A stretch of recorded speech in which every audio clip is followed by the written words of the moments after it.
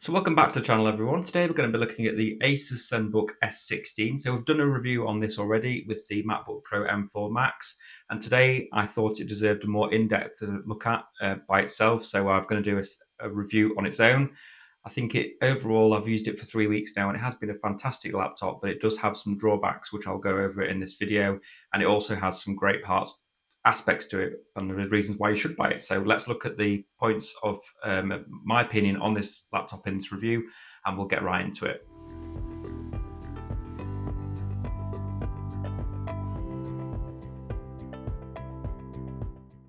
So as I mentioned, I've had the laptop for about three weeks now, and I've used it every day alongside my MacBook to give it a fair test to see how it performs. I've done video work on it, I've done photo work on it, I've done gaming on it. I've used it sat on my lap, I've used it sat on a desk, I've connected it to docks, I've tried transfer speeds. I've literally given it a thorough workout.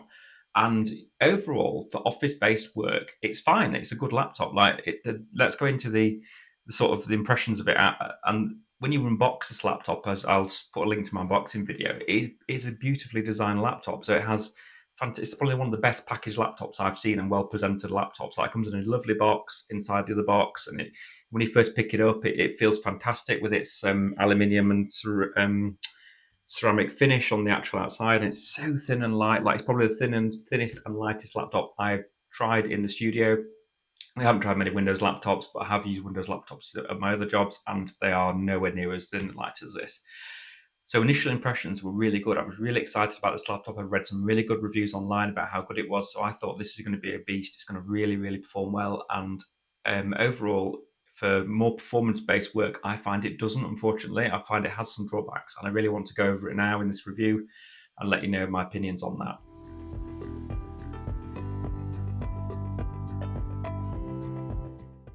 So let's start off with looking at the design and specifications of this machine. We've been over this in the video before briefly, but I wanted to go over it in more detail. So the machine is powered by AMD's Ryzen 9 HX370 CPU. So it's a top-of-the-line AMD CPU, and I've read such good things about this chip, being really powerful.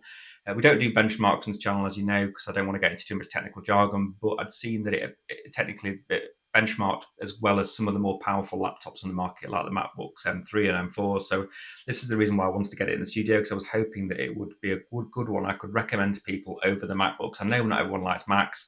I know some people need Windows for work, and I really want to get a Windows laptop in the studio that I can highly recommend to people. But I don't want to put my name on something that I don't recommend, because I stay impartial on this channel. This is not sponsored by ASUS in any way. I'm completely neutral, independent on this review. So this is just my pure opinion about this laptop after using it for 3 weeks. So as we've been over, the laptop is made from aluminium and ceramics. It's called Ceruleum altogether. They put a branding on it, and you know, the laptop's design and also its finish on the back of the screen is really, really good. Like, it feels so light to use. It's the best looking and feeling laptop I've ever used. It feels lighter than a MacBook Air even, and it's technically got more power in it. So I was thinking, you know, they've crammed so much power into the thinness of this laptop and so much specification. There must be something that's wrong with this laptop, and I think this is maybe where it's gone wrong, but we'll talk about it later on that. So let's talk about the screen. So the screen is probably one of the most important parts of a laptop. This is what you use daily, and it's a full OLED screen, so it's a 3K resolution, so it's not full 4K. It's sort of just one step down, which is fine for everyday use. And it's a touch screen, so you can scroll up and down your documents like a tablet with your hand, and it works. The touch screen is really responsive and works perfectly. It's a 120 hertz panel, so documents, when you're going through them or watching videos, look beautiful. I think it's one of the best displays I've seen on a laptop, and it easily, in my mind, beats a MacBook Pro display in terms of quality.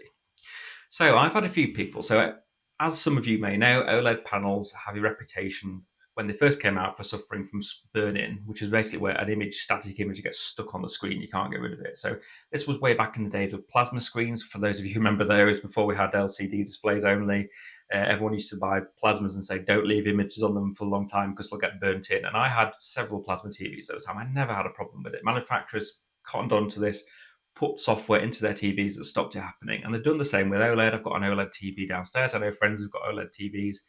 We all use OLED phones and OLED tablets, and I don't know anyone who's had a burn-in problem on their OLED. And please comment down below if you have, because I want to know. I want to hear from people who have, because it's something I haven't experienced, and it's not something I'm aware is a real big problem. So I wouldn't worry too much about the burn on this, because I know people are worried about leaving the static image on their live word processing. But ASUS have helpfully put some software on the laptop, which is called an anti-burn-in technology. So they're aware there is a potential for this to happen, and they're covering themselves and you for this. So it moves the image every 30 minutes. You can't even tell it's doing it, and it puts screensavers on. You walk away from the laptop, it locks itself because it's got face unlock, and it's got lots of features in there that stop this burning happening. And I've read online, I don't know anyone who's had a major problem with these ASUS OLED panels. They seem great to use in everyday world. So from my initial 3-week review of this, and also from what I've read and researched, there isn't a problem with burning on these laptops. So the screen is great. Let's just look at one area where it does lack a bit. So some of you may know this already, but OLED panels struggle with peak brightness. So what we mean by peak brightness, it's measured in nits. So nits is essentially not something that lives in your hair, but it's to do with the fact that it's how they measure the brightness of the panel. So the higher the nit rating, the higher the panel, the brighter the panel. So you've got phones now with like 5,000 nits, 3,500 nits, and manufacturers use these on their headlines to show them fantastic specifications. And you don't, it's anything over 2,000 is fine outside. So this laptop only goes up to 400 nits, whereas a MacBook Pro, for example, goes up to 1,600 nits in peak brightness. And that is a downside to OLED. So OLED struggles to, because basically with an OLED panel, each individual pixel is lit up, rather than having an overall backlight. So when you've got things like the MacBook Pro display, which is a mini LED that uses thousands of LEDs behind the screen to light it up, they can achieve much higher brightness on the screen. But OLEDs obviously gets better contrast, a deeper black level, so it has more advantages. So you trade off on some brightness but have a better quality screen overall. So I think if you use this MacBook, if you're using this ASUS ZenBook outside a lot in bright sunlight, then it probably isn't for you, because the screen's very reflective and very not as bright as other MacBooks.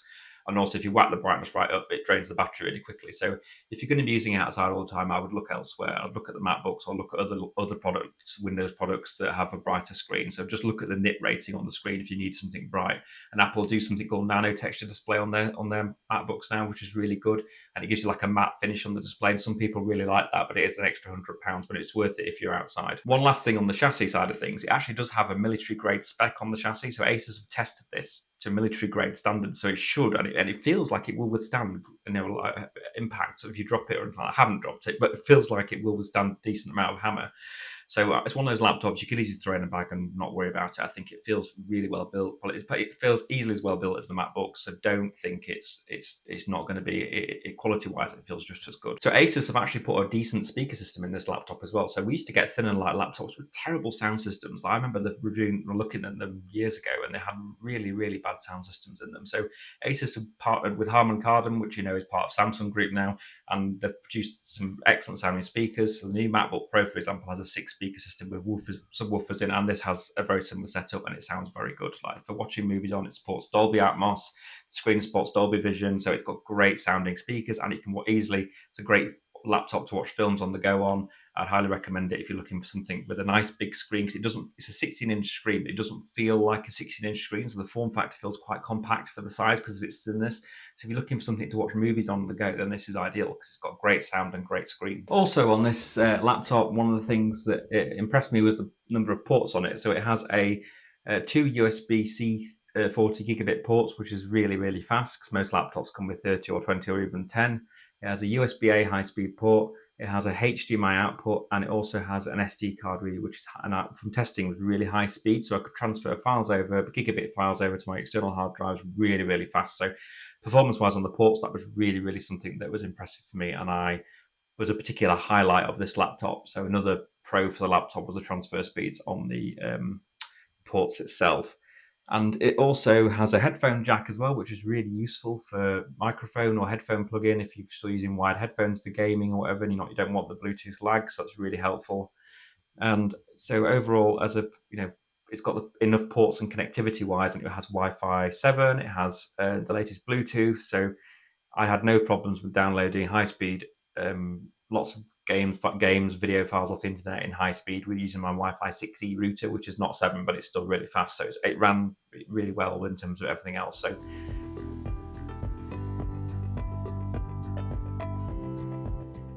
So now let's look at performance on this laptop. So this is the area where is my big bugbear with this laptop. So the power the AMD chip has isn't the issue. It has, in terms of its raw power, it should have plenty of cores, plenty of performance. It benchmarks really well. So I thought, and it's got 32 gigabytes of RAM. It's got 1 terabyte hard drive. It's got plenty of power in there to make this a really high performing laptop. So I just kept thinking, why is it not doing it for me? Why is it not performing as it should? So I've run, as I mentioned, I've run so many tasks on this laptop. I've video edited on it, photo edited. I've done 3D rendering. I've done gaming on it, and the performance it gets stuck. So Adobe Premiere Pro, the timeline on the MacBooks runs really smoothly. I'm so used to running it really smoothly on the new M4 chips. And on this chip, it just won't run smoothly. I don't know if it's software with Windows, and so I tried a different video editing software. And it's the same. It just wouldn't run smoothly, so I can't get that to run smoothly. Adobe After Effects runs okay. I can actually manage to use it as a video editor, but this thing gets so hot. Like honestly, when I had it on my lap, I couldn't. It was too hot to touch underneath where the chip is. I had to move it onto a desk because it got so hot, and it could feel the heat through the keyboard, like giving off the heat. So this, of course, affects the battery performance as well, because you've got decent. If you're not running anything intensive on it, it's supposed to last 18 hours plus, but I could never get anywhere near that. If I was doing any photo work or video work on it, you're looking at 2 or 3 hours. That's all I got out of this laptop, and it's got a 72-watt battery, which isn't that big for this laptop, but it's probably all they could fit in the chassis. So I'm just wondering if there's some cooling issues that they haven't worked on with this chip and the thinness of the chassis. So it just, to me, it just isn't working. So I think ASUS need to go back to the drawing board and work this chip out with a better cooling system, because it's just running too hot. And you can adjust, there's so many settings you can adjust on it. So you can adjust the performance level, the fan noise, the fan speed. There's loads of things you can change on it. And so in everyday office use, it runs perfectly well. It's nice and quiet, but people don't spend £1,600 on a laptop just to use it for word processing. You get a £400 laptop to do that. So this is a big drawback on this laptop, is that it does not offer the performance in my mind that it should do for the price.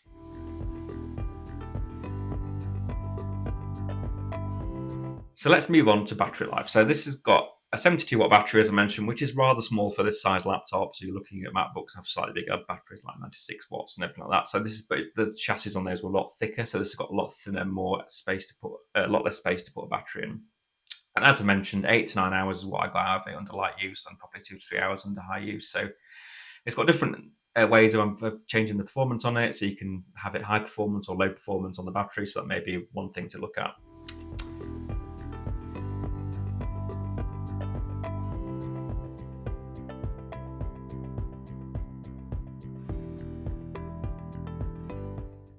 So the last question we need to look at is, should you buy this laptop? So as you all know, I use Macs for my daily workflow. I do like Apple products. I'm not one of those people that would only recommend you buy Apple products. I don't want to come across like that. This channel is all about giving products a fair chance, a fair test, and showing you how they work in the real life world, and whether they're going to be good for your business or your use, your hobby, your home use. And that's what I intend to do with this channel. I don't want to just recommend one brand. I want to recommend multiple brands and over different platforms. So I'm looking for a Windows laptop I can recommend to you. So I do use Windows in another job, and it operates. I do like Windows 11. It's a great operating system. I have no problems with it whatsoever, but I don't think this is the laptop for everyone, and I'll explain why. So the laptop is beautifully made. It's fantastically built. It has a great packaging. It runs everyday office tasks fantastically. It's a great one to throw in your bag and carry around with you to the office or take out and about on the field, because it's so thin and light.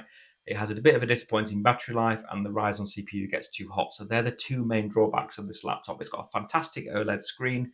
The OLED screen, from my opinion, doesn't suffer from any burn-in tech problems, because it has plenty of anti-burn-in, and you can read this on ASUS's website. I'll put a link down below, so please don't be put off by that. It has a solid Radeon graphics card, so it should perform quite well in gaming. It does run games quite well, but it just gets so hot and just stutter occasionally. So just be bearing that in mind, that it can be used for light gaming, but I wouldn't use it as a gaming laptop. I'd look elsewhere for that and probably have to pay a bit more money. So I would only use this laptop as for office work, if you need a large screen, occasional photo editing, and if you do anything intensive creative, then please look elsewhere, because for my opinion, it's just let down by that heat issue. I'll keep using it, and if my mind changes, I will let you know. But thank you for watching the review. I hope it's been helpful in recommending deciding whether to buy this laptop or not.